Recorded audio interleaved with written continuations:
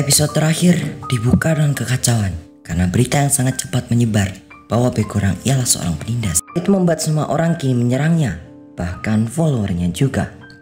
Baekgorang melabrak Hwisu dan mengajaknya untuk bicara dua mata dengannya. Ketika mereka cekcok, terungkap motif Hwisu meneror Baekgorang, yaitu sakit hati yang sangat mendalam.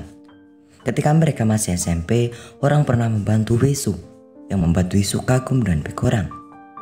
Suatu ketika, di hadapan senior Baekgorang, ia mengaku-aku bahwa ia adalah teman Baekgorang. Akan tetapi, Baekgorang menyangkal hal itu dan membuat Hwisu sakit hati, dan dendam itu ia bawa sampai SMA. Di sisi lain, teman-teman Baekgorang yang memang tak tahu akan kebenarannya menjadi ragu karena Baekgorang tak mengatakan apapun. Hal itu membuat jarak di antara persahabatan mereka.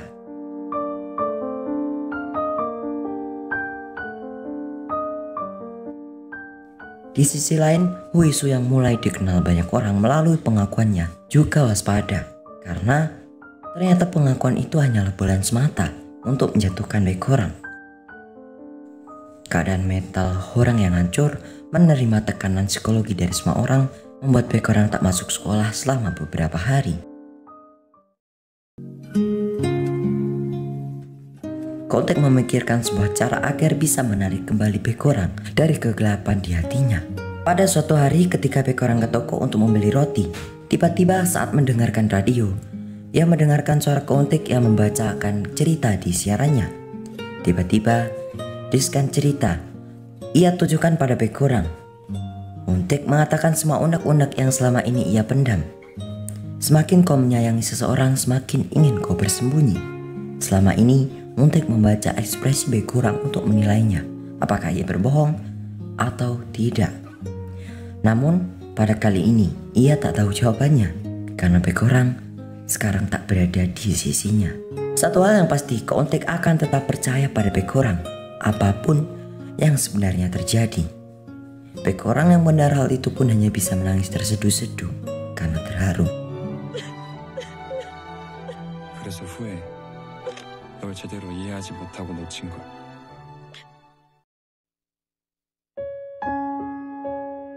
Nah, pada malam harinya Baekgorang menemui Kontek dan pertemuan itu membuat semua angan-angan Kontek menghilang karena Baekgorang sudah menceritakan semuanya dengan sejujur-jujurnya. Sepatah kata dari Baekgorang bahwa ia bukanlah pelakunya sudah membuat Kontek senang dan memeluk erat Baekgorang.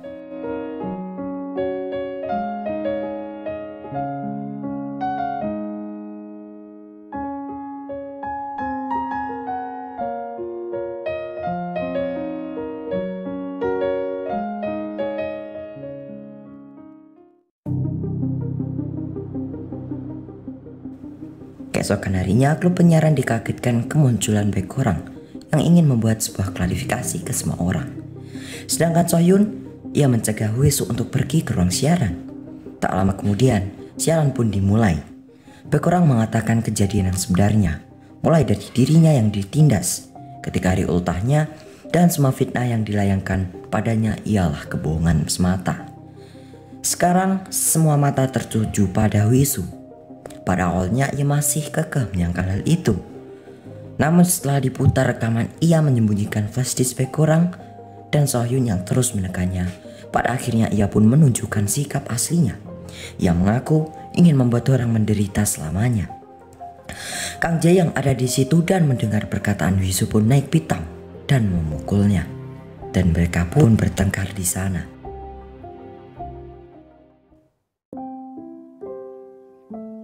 Kembali ke orang setelah siaran berakhir, Kontek menyambutnya dengan pelukan yang hangat.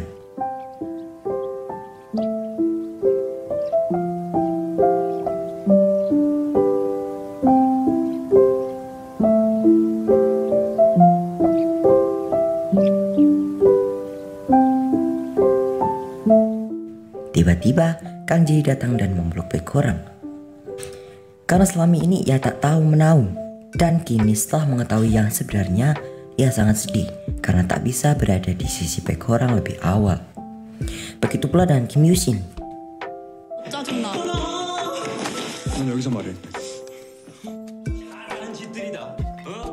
Namun mereka harus dihukum berdiri karena pembajakan siaran itu. Kemudian diberatkan Huisu yang masih membujuk Keuntek agar percaya kepadanya. Namun Keuntek masih memakluminya dan menyuruhnya untuk memasi barang-barangnya untuk keluar dari klub penyiaran. Ada waktu ketika Sohyun dan Baekhyun sedang berbicara empat mata di kursi taman. Akan tetapi sebelum mereka saling mengutarakan isi hati, Baekhyun harus pergi karena kedapatan anak-anak yang lain.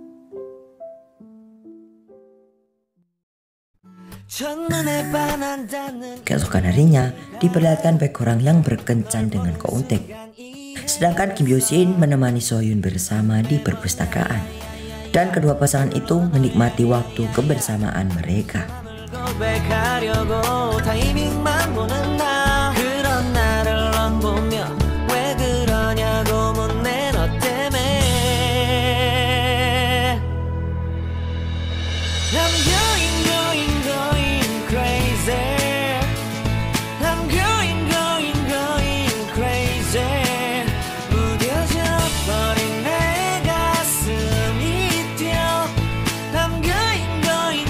Ketika di ruang foto, Keuntek mendapati nama kontaknya di HP milik Baekhyun sangatlah formal.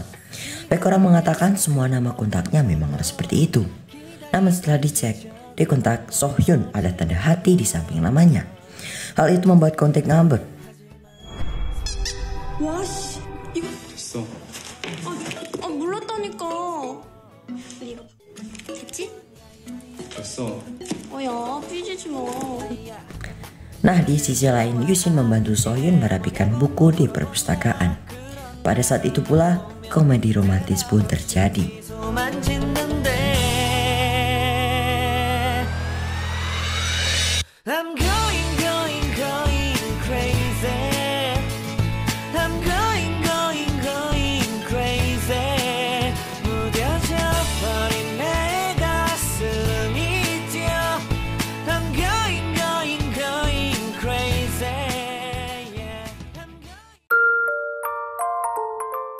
Tiba-tiba ada seorang lelaki yang menyapa Sohyun, yang ternyata mereka dulu se-SMP.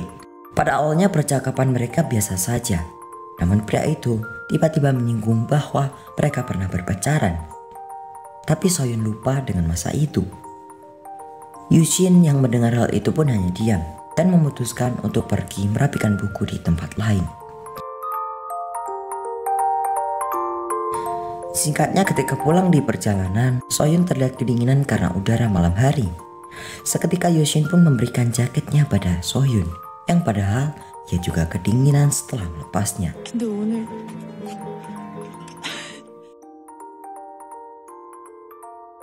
Kembali ke Baekhyun, tibalah mereka di suatu jembatan. Di sana Baekhyun berterima kasih selama ini ada teman-teman dan orang yang selalu menemaninya dan berada di sisinya ketika ia sedih. Terutama ialah Keuntek. Dan kemudian di sana Baekhyun menerima perasaan Keuntek. Sejak hari itu mereka pun akhirnya berpacaran.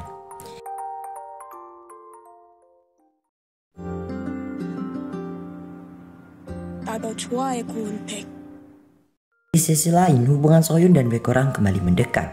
Mereka bernostalgia bersama dengan mengulangi kebiasaan mereka makan di depan rumah Sohyun. Dan ya, persahabatan mereka lambat laun mulai terjalin kembali. Dan film ini diakhiri dengan kegiatan festival video yang akan diadakan, dan bintang kita Baekhyun kembali suasana yang itu berbeda. Namun pada kali ini di sisinya ada teman-teman yang menyayanginya dan selalu mensupportnya. Dan berakhirlah series. Terkadang kau hanya butuh seseorang untuk bersandar dan melampiaskan perasaanmu. Orang yang tulus padamu, kesepian yang kamu rasakan sebenarnya adalah kesempatan untuk terhubung kembali dengan orang lain dan dirimu sendiri. See you next video. Adios di Karamelos. Mohon maaf bila Mimin masih banyak kekurangan. Sampai jumpa di video mendatang.